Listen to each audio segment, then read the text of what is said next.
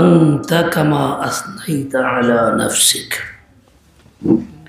أما بعد فقد قال تبارك وتعالى أعوذ بالله من الشيطان الرجيم بسم الله الرحمن الرحيم ورضوان من الله أكبر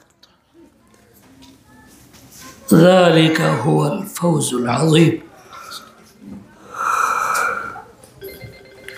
صدق الله آمنت بالله দুনিয়ার মধ্যে সবচেয়ে কঠিন কাজ মখলুককে রাজি করা,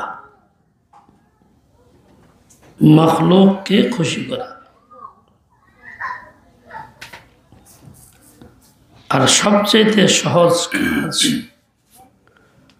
আল্লাহকে রাজি করা, আল্লাহকে খুশি করা।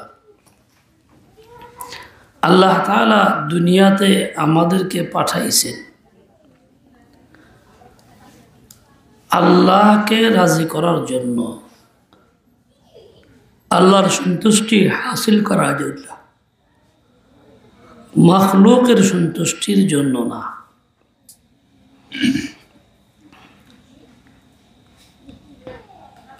যার কাছে কিছু নাই তাকে আপনি কিছু দেন, তাহলে তার পেট ভরবে না, চাহিদাও কমবে না। আরো দিবেন, আরো চাইবে, আরো দিবেন, আরো চাইবে, তৃপ্তি আসবে না তার। আপনিও দিয়ে মুখ ভরতে পারবেন না। আর যার কাছে আছে তার অবস্থা এরকম না। আমরা দেখি ছোট্ট বাচ্চা, শিশু বাচ্চা পেট ভরে গেলে তাকে দিবেন, পেটে খাবার আছে, খাবে না, মুখ ফিরে নেবে। আপনাই তো এগুলি করেন মা বোনরা, যখন মুখে জুরকে দিবেন তো ফেলে দিবে, থু করে ফেলে দিবে। ওর চাহিদা নাই, ও খাবে না, ওর দরকার নেই। এরকম ভাবে আল্লাহ তাআলা গনি, তার কাছে সবকিছু আছে, পরিপূর্ণ। আল্লাহ তাআলার জাত ও সিফাতে পরিপূর্ণতা আছে। কাজেই আপনি অল্পতেই আল্লাহকে রাজি করতে পারবেন। অল্প কিছু আমল আপনি যদি করেন, আল্লাহ সন্তুষ্ট, আল্লাহ রাজি থাকবেন। দুনিয়ায় করে মখলুকের গোলামি আপনি যতই করবেন, সে সন্তুষ্ট হবে না। আরো কিছু অধিকার তার থাকবে, সে চাইবে। সেটা না দিলে সে নাখুশ, অভিযোগ করবে। আল্লাহ তাআলার হুকুম যা আল্লাহ দিছেন পরিমাণে কম, আর ওইটাই যদি আমি করি তো আল্লাহ তাআলা অল্পতেই কাফি এবং রাজি, আরো বেশি চাহিদা করবেন না। এই শান একমাত্র আল্লাহ তাআলারই। আর তিনি এভাবেই প্রকাশ করছেন, কোরআনে পাকের মধ্যে বলে দিয়েছেন ওয়ারিদওয়ানুম মিনাল্লাহি আকবার। আল্লাহ তাআলার সামান্য সন্তুষ্টি তোমার জন্য বড় পুঁজি, এটাই বড় কাজ, তোমার বড় সফলতা। এর মধ্যে তুমি যদি আল্লাহকে রাজি করতে পারো, এর চেয়ে বড় সফলতা আর কিছুর মধ্যে নাই। তুমি কামিয়াব হয়ে গেলা, সফল হয়ে গেলা। আবার আপনার কর্তব্য হলো আল্লাহকে রাজি করার চেষ্টা করা, আল্লাহকে সন্তুষ্ট করার চেষ্টা করে যাওয়া। মখলুকের প্রতি এরকম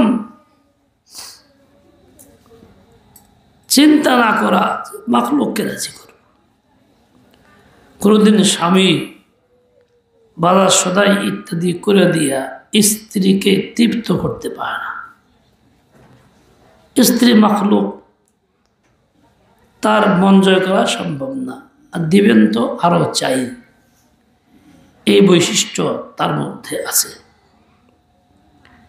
আপনি একজন পুরুষের অধীনে থাকেন, পুরুষেরও যাবতীয় কাজকর্ম করে দিবেন, তাতেও যথেষ্ট না, আরো চাই, সে তুষ্ট হবে না।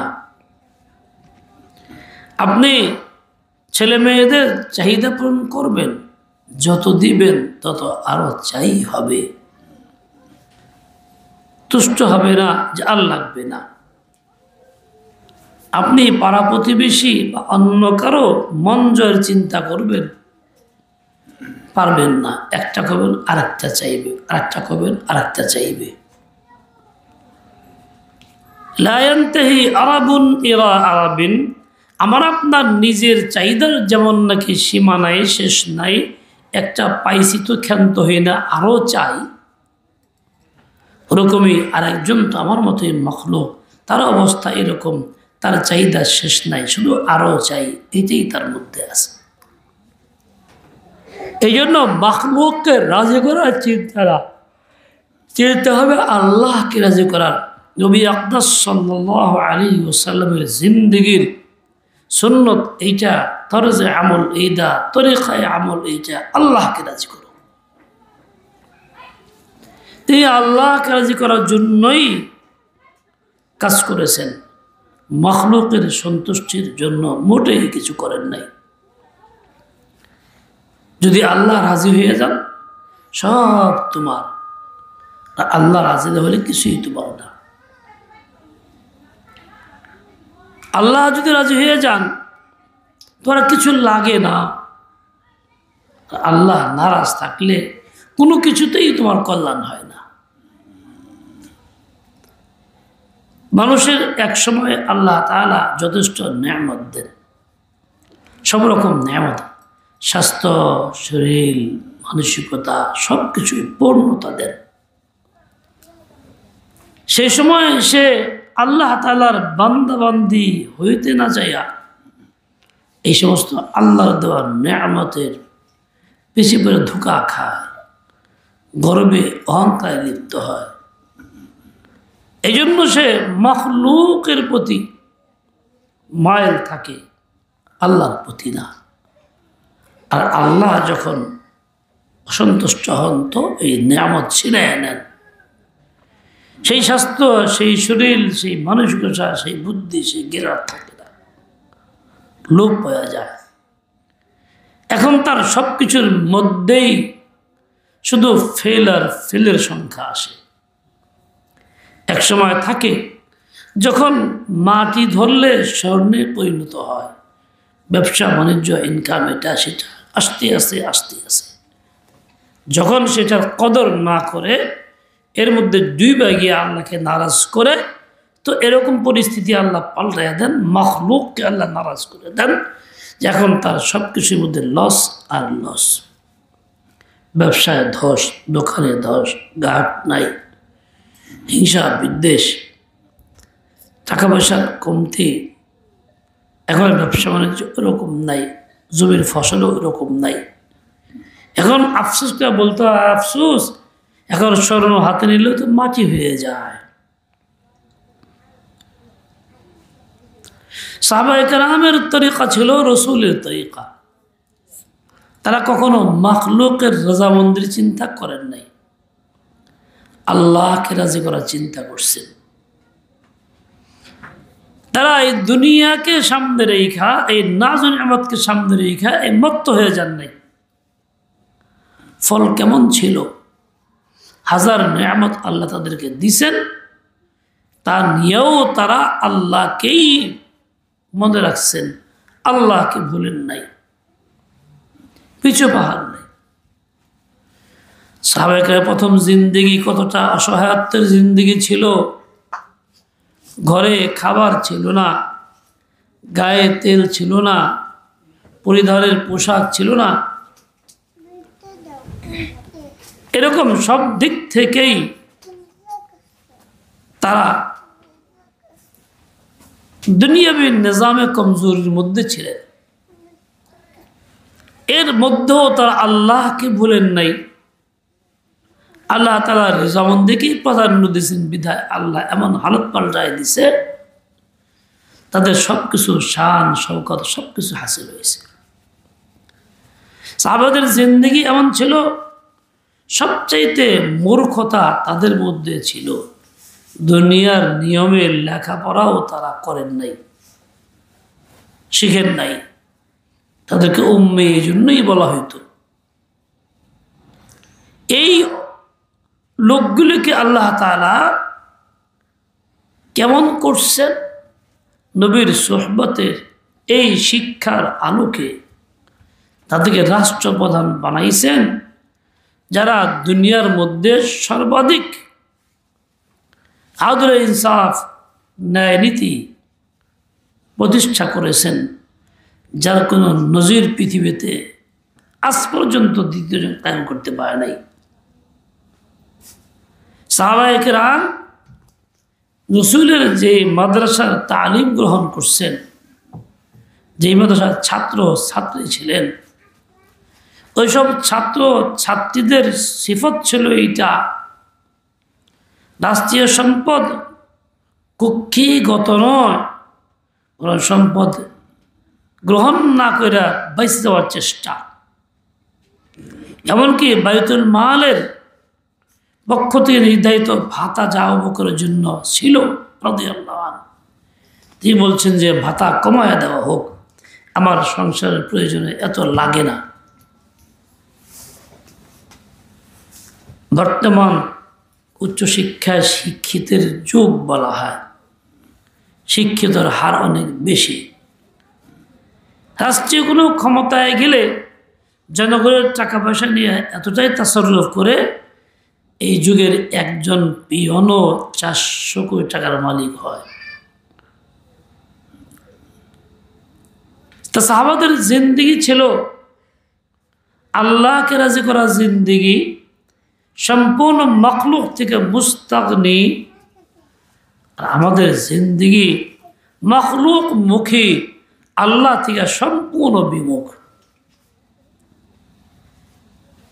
সাহাবায়ে কেরামকে আল্লাহ পাক রব্বুল আলামিন অবস্থা দিছিলেন। হযরত আনাস রাদিয়াল্লাহু আনহু বর্ণনা করেন যে আমি কোরাল দিয়া স্বর্ণ টুকরা করতাম। স্বর্ণর চাকা কতটাই বড় যে কোরাল দিয়ে কাটতে হইতো। ছোট্ট 2 চাহানি স্বর্ণ মানুষ কোরাল দিয়ে কাটে, তাহলে কি পরিমাণ সম্পদ আল্লাহ তাআলা তাদেরকে দিয়েছেন? কিসের উপরে? আল্লাহ মুখী হওয়ার কারণে, আল্লাহকে রাজি করার কারণে। আল্লাহর হুকুম যখন যেমন ছিল তেমনটাই করে গেছে, কোনো রকম চৌচেরা আপত্তি ছিল না, একেবারে যেমনটা তেমন। এইরকম সন্তুষ্টির কামনায় আমল করছেন, আল্লাহ তাআলা হালাত পাল্টায় দিয়েছেন। ফকর ফাঁকা অভাব দূর করছেন, দুর্ভিক্ষ দূর করছেন, মর্যাদা দিছেন, ইজ্জত দিছেন, সম্মান দিছেন। এই মূর্খ, তার যুগে মূর্খ জাতি ছিল যাদেরকে বলা হইতো, তারাই দুনিয়ার সবচেয়ে শ্রেষ্ঠ শিক্ষিত বিবেচিত ছিলেন। দুনিয়ার মধ্যে রাষ্ট্রশক্তি তখন ছিল 2টা বড়, পারস্য, রোম। তারা মাথা নত করছে, তাদের শিক্ষা পায়ের নিচে পড়ছে। বান্দাবান্দি যখন এইরকমই জিন্দেগি যাপন করে, আজও লক্ষ্য শুধু একটা, আল্লাহকে রাজি করা, মখলুক থেকে বিমুখ হয়ে যাওয়া এবং আল্লাহ তাআলার হুকুমকেই পালন করা, প্রাধান্য দেওয়া। তো এরকম করতে থাকলে আজও নারী পুরুষের অবস্থা এই হবে। তাদেরকে আল্লাহ তাআলা এই উচ্চ আসনে পৌঁছাবেন, সম্মানের মর্যাদার আসনে পৌঁছাবেন, ইজ্জত তাদেরকে আল্লাহ তাআলা আজও দিবেন এবং দিচ্ছেন। এই যে আমাদের বুজুর্গদের একজন ছিলেন, যার মাজার ভারতে আজমির শরীফে, কত লক্ষ মানুষ দুনিয়ার বিভিন্ন জায়গা থেকে সেখানে যায়। আর ইনি তো একজন মানুষ যার জিন্দেগি ছিল আল্লাহকে রাজি করা মাকসদ ছিল যার জিন্দেগিতে, তাই তিনি আল্লাহকে রাজি করার নিমিত্তে সব কাজ করে গেছেন, মাখলুক থেকে মুস্তাগনি হয়ে গেছেন। এখন সারা বিশ্বের মানুষ যে কোনো ধর্মের লোক সেখানে যাইতেছে, তার নিজের মনের বাসনা প্রকাশ করার চিন্তা করতেছে। এই লোকটা তো মৃত্যুর পরেও সকলের দিলের রাজত্ব করতেছে। জীবদ্দশায় মানুষ তো তাকে মর্যাদা আসনে বসাইছেনি, তার কথা মানছেন। কত লক্ষ লক্ষ লোক তার হাতে হিদায়াত হয়েছে, ইসলাম গ্রহণ করছে। মৃত্যুর পরে পর্যন্ত তার আজমত, তার শ্রেষ্ঠত্ব, তার মর্যাদা এতটাই মানুষের দিলে প্রভাব বিস্তার করছে, এখনো তার কাছে দলে দলে যাইতেছে মৃত মানুষের কবরের কাছে। এক ইংরেজ জজ, সে গেছে সেখানে জিয়ারত করতে, যে মানুষ যায় কি জন্য দেখি, তো গিয়া দেখতেছে এরকম লোকের সমাগম। ঘুরে দেখে যাওয়ার পরে তার বিবি জিজ্ঞেস করছে কি দেখলেন? জবাব দিছে, দেখলাম আজীব জিনিস, একজন মানুষ মারা গেছে নাই, মৃত্যুর পরে ওই মৃত ব্যক্তি সকলের দিলের রাজত্ব করতেছে, এইটা দেখলাম। মৃত্যুর পরে যদি সকলের দিল রাজত্ব সে করে, জীবদ্দশায় কি করতে? ও আল্লাহর বান্দাবান্দি, আমি নিজেকে পরিবর্তন করি, একমাত্র লক্ষ্য মনে আল্লাহকে রাজি করার, আল্লাহ তাআলার হুকুমের জীবনে বাস্তবায়ন করি, সেটা যে প্রকৃতিরই হোক, সহজ হোক আর কঠিন হোক। মাখলুক থেকে সম্পূর্ণ মুস্তাগনি হই, মাখলুককে তুষার চিন্তা না করি, তাকে রাজি করার চিন্তা না করি। আমি যখন আল্লাহকে রাজি না করার, মাখলুককে রাজি করার চেষ্টা করব, আল্লাহ তাআলা উল্টা মাখলুককে আর বিরুদ্ধে লাগাই দিবেন। আর আমি যখন আল্লাহকে রাজি করার চিন্তা করব, আল্লাহ তাআলা রাজি হয়ে মাখলুককে পায়ের তলে ফেলাবেন, আমার মুখে বানাবেন। আফসোস, আমরা অসম্ভবটাকে কাছে আনার চেষ্টা করতেছি, হাসিল করার চেষ্টা করতেছি, যা সম্ভবই না মাখলুককে রাজি করা। আর যিনি অল্পতে রাজি, তাকে রাজি করার চেষ্টা করি না। কতই না বেওকুফ আমরা, কতই না নির্বোধ আমরা। দুনিয়ার মধ্যে দয়ার মিসাল পেশ করা যায় মাতা পিতাকে। সবাই জানে সন্তানের জন্য মাতা পিতা কতটা সদয়, নিজের জানমাল সবই দেয়। মা নিজের রক্তটা সন্তানকে দিয়ে খাওয়ায়, মুখের খাবারটা মুখে দিয়ে দেয়, কতটাই মায়া করে। চীনে একবার ভূমি ধসে, বিল্ডিং ঝালঝালা ভূমিকম্পে অনেক বাড়িঘর বিল্ডিং ধসে গেছিল, ভূমিধস হয়েছিল।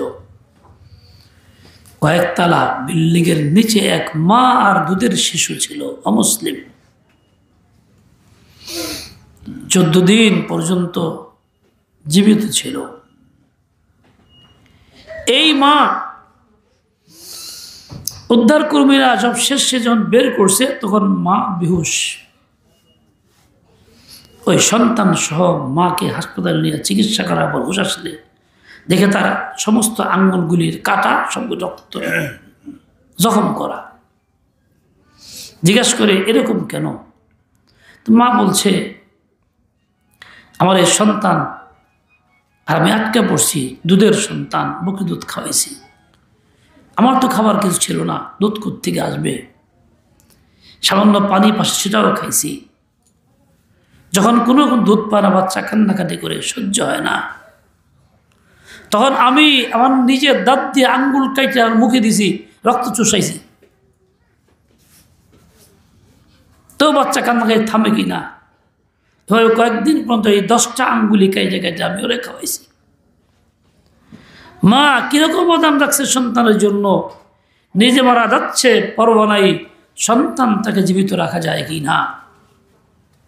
কিন্তু এইরকম দয়ালু মাও যখন বিগড়ে যায় সন্তানের প্রতি, সন্তানের আবদ্ধতার কারণে, তখন সে সহজে রাজি হয় না, বাঁকা হয়ে যায়। কত কিছু করা লাগে মাকে রাজি করার জন্য, কত দায়িত্ব দরবার। যাই হোক, মার দয়া আছে, এক পর্যায়ে হয়তো বা রাজি হয়ে যায়। কিন্তু আমার আল্লাহকে রাজি করা তো এর চেয়ে সহজ। আমি আল্লাহকে নারাজ করেছি, আল্লাহর হুকুম মানি নাই, জীবন ভরা আল্লাহ তাআলার দেওয়া বিধান, রাষ্ট্রীয় বিধান, খেলাফত ব্যবস্থা, যা শতভাগ ইনসাফ প্রতিষ্ঠার জন্য ছিল, সে খেলাফত ব্যবস্থা আমি মানি নাই, এখনো মানতেছি না। ইসলামের নামে নামাজ পড়ি, রোজা করি, যাকাত দিই, মাদ্রাসা করি, অন্যান্য সব কাজ করি, কিন্তু ইসলামের একটা গুরুত্বপূর্ণ বিধান, রাষ্ট্র ব্যবস্থা, খেলাফত ব্যবস্থা কায়েম করা, মানুষের মধ্যে আদল ইনসাফ, ন্যায় নীতি প্রতিষ্ঠা করা, যেটা ফরজ সবার জন্য, নামাজের মতো ফরজ হুকুম, কিংবা পরিভাষা বদলা ওয়াজিব বলি, এইটার জন্য আমরা মোটেই কোনো চিন্তিত নই। এর জন্য কেউ কিছু বললেও ভাল লাগে না। এর জন্য এমন একটা মেজাজ তৈরি হয়েছে বাতিলের প্রভাবে, বিভিন্ন তন্ত্রমন্ত্রের প্রভাবে, কেউ নামাজ কালাম সব কিছু পয়রাও ধর্মনিরপেক্ষতার সমর্থন করি, তার পক্ষে থাকি, কথা বলি, মিছিল মিটিং করি, ভোট দেই, যা কুফুরি। উপরে ঈমান দাবি, ভিতরে কুফর। বা কেউ এই তন্ত্রমন্ত্রের অধীনে সকল ক্ষমতার উৎস জনগণ, এই কথায় আশ্বস্ত বিশ্বস্ত হইয়া এর জন্য মিছিল মিটিং করি, যাবতীয় সমর্থন করি, নারা লাগাই, আওয়াজ লাগাই, ওইটা সমর্থন করে চলে, ভোট দেয়, সব কিছু করি, তো ওটাও কুফরি মতবাদ। ঈমান তো কুফরি মতবাদকে সমর্থন করলে থাকে না। ঈমান তো খালিস, যার সাথে কারো মিলাওয়াট নাই, কোনো রকম মিশ্রণ হবে না। দুধ দুধই থাকবে, পেশাব দিলে দুধ থাকে না, খাওয়া যাবে না। ঈমান তার চেয়ে সূক্ষ্ম। কুফর যেমন বরদাস্ত করা যায় না, শিরকও না। এমনকি ইসলামের একটা সামান্য ছোট্ট একটা হুকুম যদি হয়, মুস্তাহাব পর্যায়ের যদি হয়, সেটাও কেউ অস্বীকার করলে, তুচ্ছ তাচ্ছিল্য করলে, অপছন্দ করলে, ঘৃণা করলে ঈমান থাকে না। যদিও পর্দা করে, যদিও বোরকা পরে, যদিও নামাজ পড়ে, যদিও ওমরা করে, যদিও হজ করে, একমাত্র ব্যবস্থা ইসলামের যা আল্লাহ দিচ্ছেন, খিলাফত ব্যবস্থাকে ওইরকম দিন থেকে মেনে নেওয়া, বিশ্বাস করাটা ঈমান। ওই কথাই বলা, ওই আওয়াজটাকে প্রবল করার চেষ্টা করা, যার মধ্যে তাগলিবে দিন হবে, দিনকে গালেব করার চেষ্টা হবে, এটা করা তো প্রত্যেকের জন্য ওয়াজিব, প্রত্যেক পুরুষের, প্রত্যেক নারীর। কিন্তু এই কথা বললে কারো কাছে ভালো লাগে না, মনে মনে ঘৃণা লাগে, অপছন্দ লাগে, বাতিল কথাগুলি ভাল লাগে। কেউ কেউ বলে ফেলে এই রাজনীতির কথা, এগুলি কইবেন না, খালি ওয়াজ করেন, মানে এই যে ওয়াজ না, এটি ইসলাম না, এটি ইসলামকে অস্বীকার করা হইল। ইসলামকে অস্বীকার করলে ঈমান কেমনে থাকে? কবরস্থান সাজাইলে কি নাজাত পাওয়া যাইব? সুন্দর গেট করলে, ওয়াল করলে? এই সাজানোর দ্বারা নাজাত হবে না। নাজাত হবে নিজের ভিতরকে ঈমান দিয়ে সাজাইলে, উপরটাকে ইসলাম দিয়ে সাজাইলে। আমি আপনি এইভাবে আল্লাহকে নারাজ করতেছি, উপরে পোশাক ইসলামের, ভিতরে পোশাক ঈমানের, দাবি আমার আছে। আচ্ছা, কুফর শিরকের সমর্থন পছন্দ করার কারণে ঈমান ইসলাম থেকে অনেক দূরে সরে পড়ছি, অনেক দূরে সরে পড়ছি। দেখা যায় আল্লাহ রাজি, আসলে মোটেই আল্লাহকে রাজি করতে পাই নাই। তাহলে আমার এই পথটা আল্লাহকে রাজির পথ না। অথচ আল্লাহ চান বান্দা তুমি আল্লাহকেই রাজি করো, মাখলুককে না, অমুকের কথায় না, তমুকের কথায় না, আল্লাহ তাআলার কথা যা রসুল দিন তার এইটাই একমাত্র পথ। দিলে দিমাগ দিয়ে মানো, ওটাই অন্তরে বসাও, এর বিকল্প তোমার কাছে নাই। যদি করতে চাও করো, তুমি ভেতরেও ইমানও থাকবে না, তোমার উপরের ইসলামও থাকবে না। ইমান ইসলাম থেকে দূরে সরে পড়লা, বঞ্চিত হয়ে গেলা, পুরা কপাইলা হইলা, চিরস্থায়ী জাহান্নামে হইলা। তুমি চাও কি? এরকম জিন্দগি ভর কাটতেছে, বাপ মা সব শুদ্ধাই ভেবে চলে আসতেছি, কি সুন্দর মুসলমানের দাবি, ইসলামের চাকচিক্য উপরে উপরে আছে, ভিতরে নাই। অনেকেই বিভিন্ন হুকুমের প্রতি খুব অশ্রদ্ধা, ইসলামের প্রতি তার মুখ নিজেকে প্রাধান্য দিয়ে দেয়। যে বলা হয় দুনিয়া তো ডবল জানাজা তো নাই, তো কিছু তো খুব খেপে, হ্যাঁ, তার মানে তার কাছে ইসলাম পছন্দ না। যদি বলা হয় দিন ইসলাম শিখাও, এটা ফরজ, তো বলা হবে না দুনিয়ার শিক্ষা এটা ফরজ, চলবে না। দিনে ইসলামের শিক্ষা ফরজ আদায় করার ফিকির এই 35, 40, 50 বছরও হইল না, ফরজ ত্যাগ হইল, কিন্তু চলছে দুনিয়ার এই প্রচলিত শিক্ষা যা অল ইসলামকে সমর্থন করে, ওভাবেই চলতেছি। মনে রাখতে হবে ঈমান ও ইসলাম ঠিক না করলে শুধু জাহেরি কিছু কাজ করার দ্বারা মুসলমান থাকতে পারি না, ঈমানও থাকতে পারে না।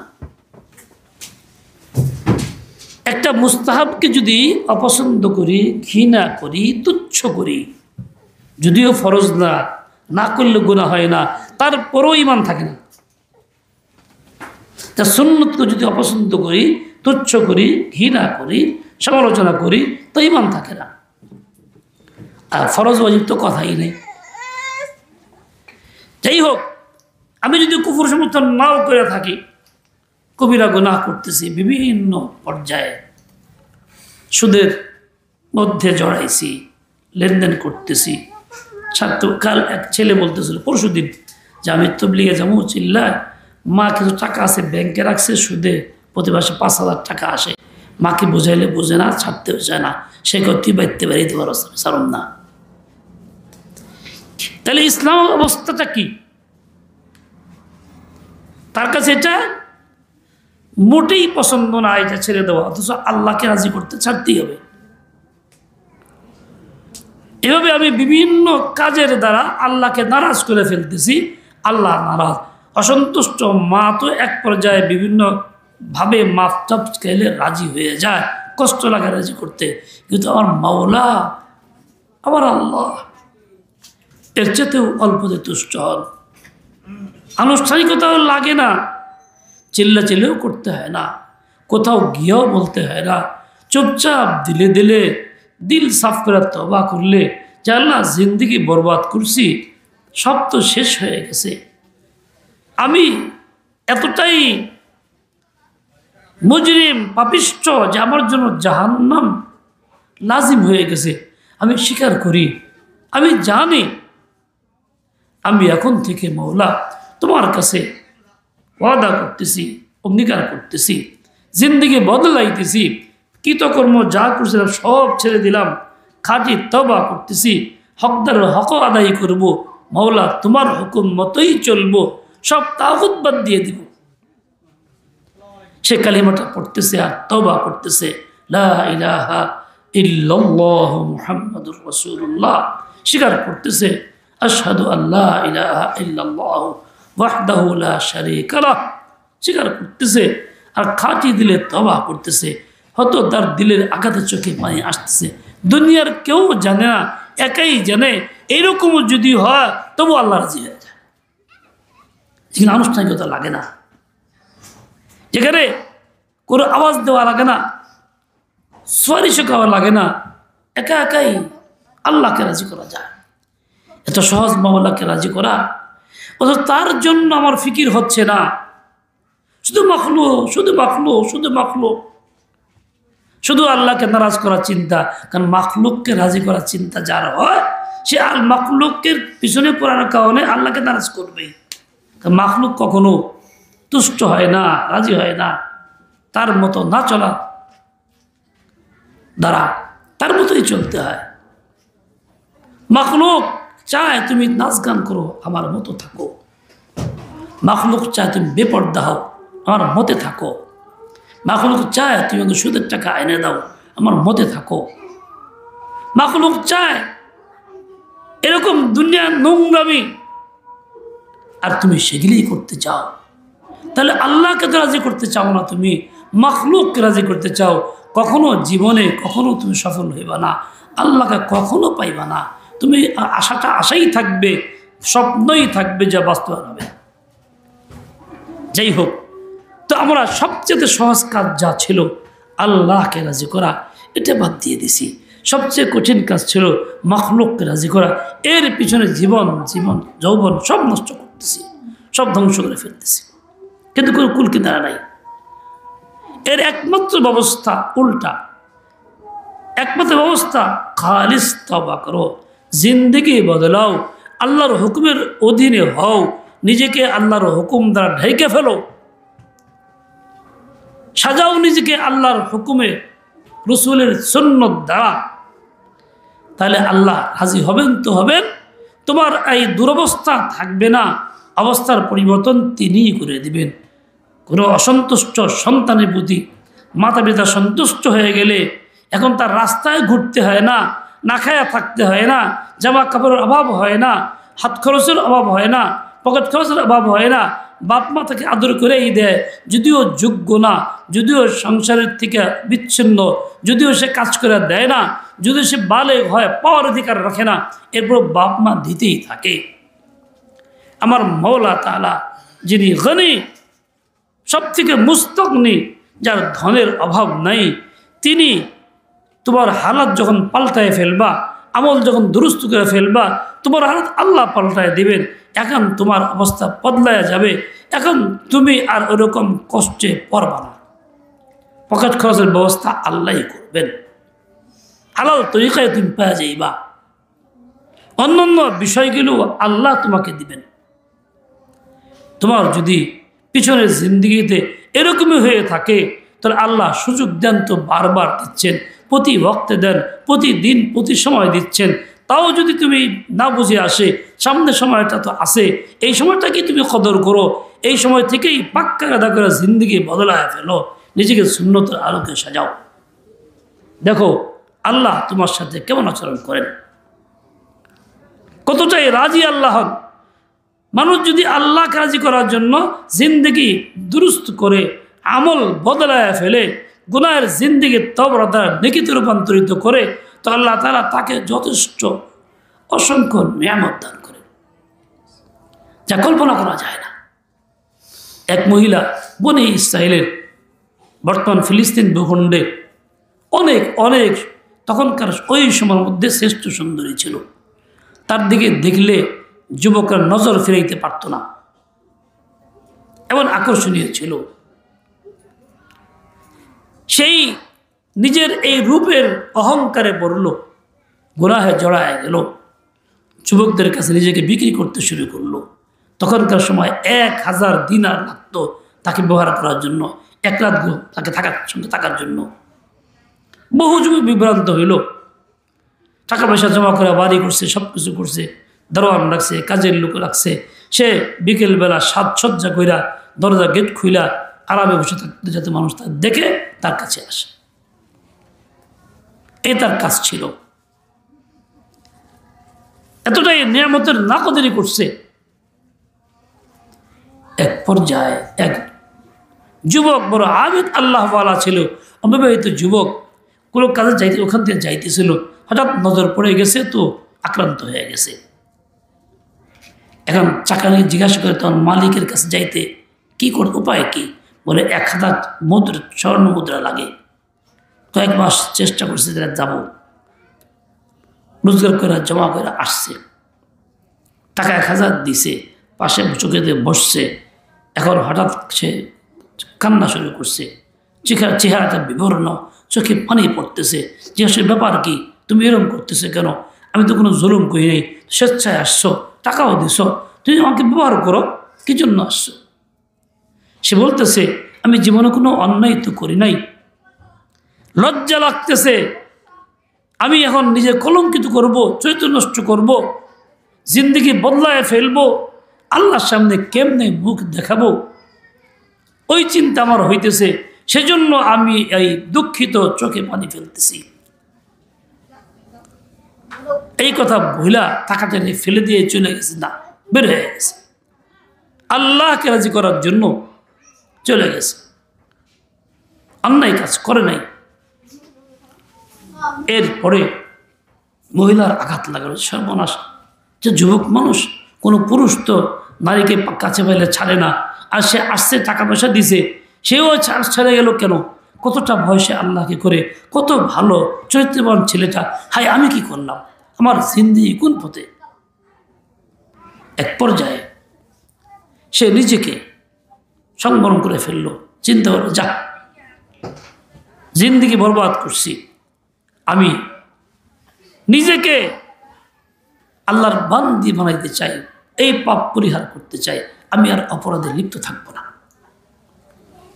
সংকল্প করছে পরিপূর্ণ, ভিতরে ভিতরে পাক্কা এরাদা করে ফেলছে, আল্লাহর সাথে ভিতরে কথা করে চুক্তি করে ফেলছে, আল্লাহকে রাজি করে ফেলছে।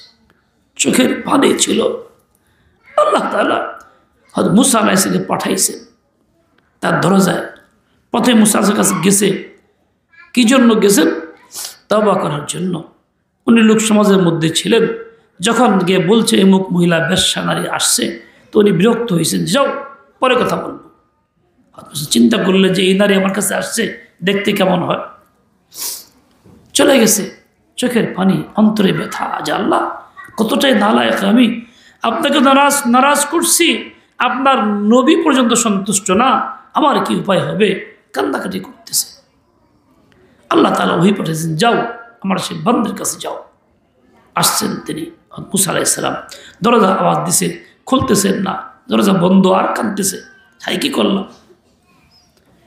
অনেকক্ষণ আওয়াজের পরে খুলছেন, খুলে দেখে মুসা আলাইহিস সালাম আরো ভীত সন্তুষ্ট, না জানি কি হবে। বলে কি ব্যাপার, আপনি এখানে? বলে আল্লাহ পাক সুসংবাদ দিয়ে পাঠাইছেন যে আল্লাহ তাআলা তোমার তওবা কবুল করছেন, সুসংবাদ দিয়ে গেছে। ওই চিন্তা করলেন, তা আমার কি করা এখন? এখানে থাকলে আমার কাছে আসবে, গুনাহ করার চিন্তা করবে, হয়তো কেউ বাধ্য করতে পারে, কোথাও যাওয়া উচিত, কোথায় যাব? পরিকল্পনা করবো, যে যুবকটা আমাকে ছেড়ে চলে গেছে, বড় নেককার এমন যুবক আমার দরকার, তার সাথে গিয়ে আরো ঘর সংসার করি, বিবাহ শাদী করি, না খায়া থাকি সমস্যা নাই, এলাকা ছেড়ে দেয়, সম্পদ ছেড়ে দেয়। খোঁজ নিয়ে সেখানেই গেছে। যখন আওয়াজ দিছে, ডাকাডাকি করছে, ছেলেটা বেরোয় দেখছে এই মহিলা। সেটা চিন্তা করলো, যার জন্য আমি চলে আসলাম টাকা বাদ দিয়া, যার আক্রমণ থেকে বাঁচার জন্য সেখানে আসছে, আমার কি উপায় হবে? হ্যাঁ, শেষ মুহূর্তে আমি কি আল্লাহকে নারাজ করে যাব? চিৎকার দেব, বলে আল্লাহ আমাকে বাঁচাও, আমাকে তুমি নিয়ে যাও। সাথে সাথে পড়ে গেছে, রূহ কবজ খতম।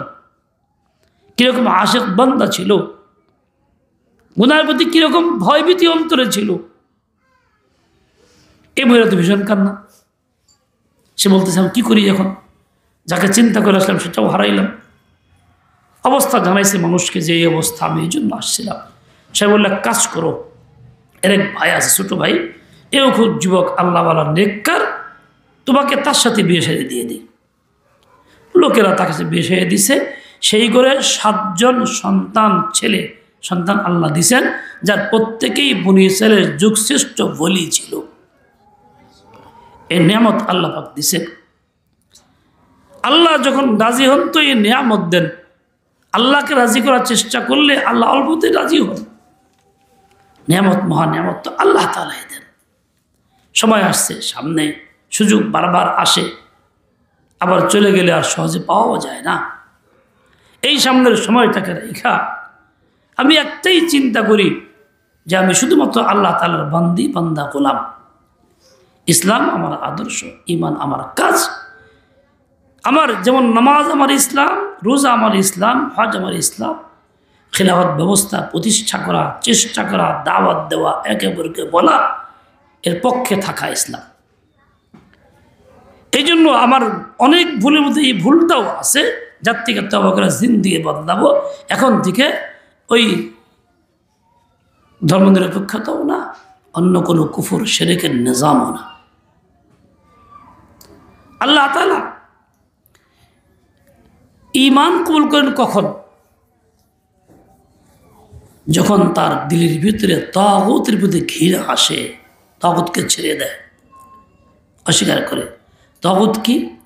আল্লাহর হুকুমের খেলাফ যাকে অনুসরণ করা হয় সেই তাগুত। রাষ্ট্রীয় ব্যবস্থায়, সামাজিকতায়, সব জায়গায় হইল আল্লাহর আইনের বিরুদ্ধে আইন, রসুলের তরিকার বিরুদ্ধে আইন। ইসলাম জিনাকে হারাম বলে, দণ্ডনীয় অপরাধ বলে প্রচলিত আইনে জিনা যদি স্বেচ্ছায় হয় দণ্ডনীয় অপরাধ না, জোর করে করলে তার নাম ধর্ষণ, এটা অপরাধ। কোনো মাজার ইত্যাদির মধ্যে নারী পুরুষ অবৈধ কাম করলে দণ্ডনীয় অপরাধ না, হইতেই পারে একসঙ্গে দেখা হয়েছে, আবেগ আসছে, ইসলাম বলে এটা হারাম। এই তাগুতের আইন চলছে যা আমরা সর্বস্তরে মানতেছি, যার দ্বারা ঈমান ধ্বংস করতেছি। শর্ত হলো এর থেকে মুক্ত হইতে হবে। হামাই ইয়াকফুর বিত্তাগুতি ওয়া ইউমিন বিল্লাহি, এই তাগুতকে দিল থেকে বের করে দিলে এবং আল্লাহর প্রতি ঈমান আনলে ফাকাদ ইসতামসাকা বিল উরওয়াতিল ওয়াসকা লা ইনফিসামা লাহা, এর বিকল্প আর নাই। আমি নিজেও খেলাধ ব্যবস্থার পক্ষে কথা বলি, কাজ করি, আপনাদেরকে আহ্বান জানাই, নারী পুরুষ সবাই করবেন। একটাই জীবন চালানোর ব্যবস্থা যা রাষ্ট্রীয় আইন, একটাই হবে খেলাফত ব্যবস্থা যা ইসলাম প্রতিষ্ঠিত করছে, আল্লাহ নবী মদিনায় কায়েম করছেন, খোলাফা 4 খলিফা পরপর করছেন। এর দ্বারাই সমাজে একমাত্র শতভাগ শান্তি আসতে পারে, অন্য কোনো পন্থায় না। ইসলামী দলগুলি এই মেহনত করে। এর জন্য বাংলাদেশ খেলাফত মজলিস বর্তমান আমির মাওলানা মামুনুল হক, তার বাবা শেখ রাজা আল্লাহ আজিজুল হক সাহেব প্রতিষ্ঠিত করছেন। এই হকের আওয়াজে, খেলাফত ব্যবস্থার আহ্বানে আমরা সবাই সেটা করি, আপনাদেরকেও দাওয়াত দিয়ে যাই। আপনারাও দিন থেকে ওইটাই করবেন, সমর্থন করে পছন্দ করবেন। ওইটাই একমাত্র নিজাম পালন না করলে, যেমন নামাজ অস্বীকার করলে যা হয়, ওইটাই অস্বীকার করলে তাই হবে, খেলাফত ব্যবস্থাকে অস্বীকার করলে তাই হবে। আল্লাহ আমাদের হিদায়াত দেন, সহি বুঝ দিয়ে দেন। ওয়া সাল্লাল্লাহু তাআলা আলা নবিয়িল উম্মি ওয়া আলা আলিহি ওয়া আসহাবিহি ওয়া বারাকা ওয়া সাল্লাম।